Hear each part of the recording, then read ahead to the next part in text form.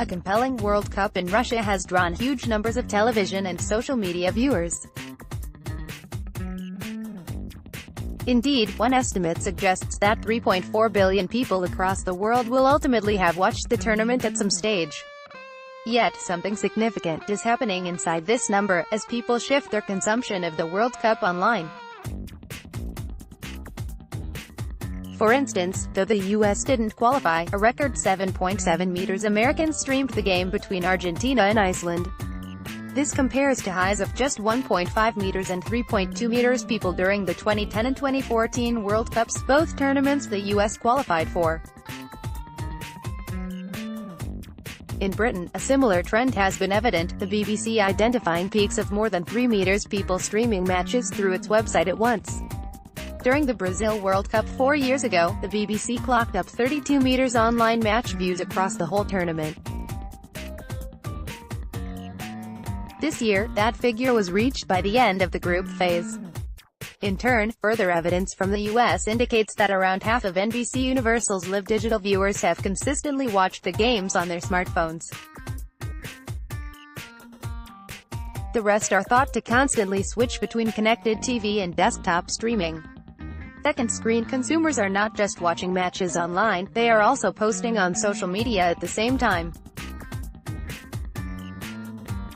During the 2014 World Cup, 672 meters tweets were posted, peaking at 618,725 tweets per minute during the final.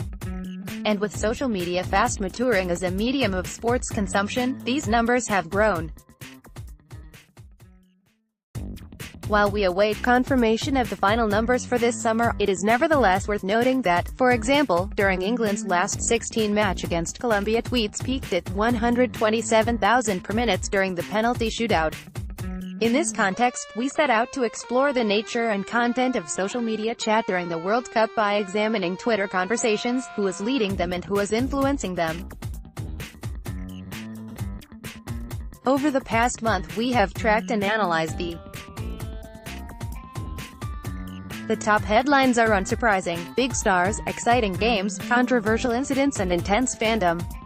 Whereas people used to sit in bars and living rooms arguing about tough tackles and fantastic goals, they now inevitably seem more likely to share their views on social media.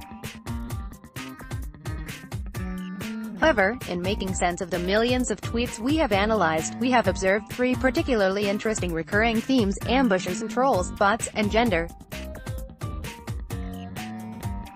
Ambushing is a term used to describe the activities of companies and brands that have no legal right of association with an event but which seek to capitalize upon the marketing opportunities associated with a tournament such as the World Cup. In recent years, ambushing appears to have been supplemented by social media trolling. During the World Cup, we observed this numerous times. For example, Iceland, a British-based frozen supermarket chain, actively sought to associate itself with the tournament, even though it was not a sponsor of it or of a team, not even its namesake nation. On Twitter, the supermarket sought to goad one of its competitors, Lidl, a sponsor of the England national team. Alongside the trolls and ambushers, bots have again been feasting on, and become an endless generator of World Cup social media content. Bots are web robots, essentially software applications that run automated scripts, enabling simple tasks to be repetitively undertaken. In a previous study we undertook of the 2018 Super Bowl, we observed a preponderance of alt-right bots. However, during the World Cup the bots have had a much stronger commercial than political purpose. In one example, Qatar Airways, an official FIFA partner, caught our attention, the same message having been retweeted multiple times, thus promoting the airline's association with the tournament. Significantly, many of the accounts involved in the retweeting appeared to be little more than shells, or hubs through which content has been shared. Some might have expected that social media chatter during the Men's World Cup would be dominated by males. However, our research suggests otherwise, and indicates that females were actively engaged with the tournament in several ways. Not only were female fans just as vocal as their male counterparts in supporting their favorite teams, they also appeared in our analysis as increasingly important influencers, helping to lead and shape opinion. The tournament also raised some important gender issues, which many women used as the basis for critiquing both the prevailing dominant male narrative around the tournament and for asserting the importance of women's rights. So, this has been a World Cup characterized by intense battles on the field and buoyant viewing figures for terrestrial television and for streamed games.